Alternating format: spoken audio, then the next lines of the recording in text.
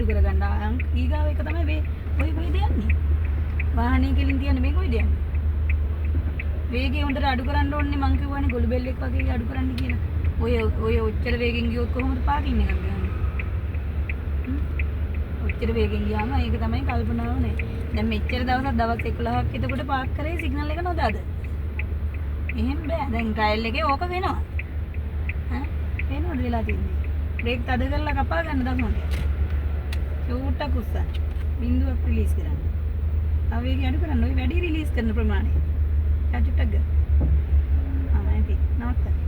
නවත්තලා මොකක් කරනවද? ස්ට්‍රේට් කරන්න.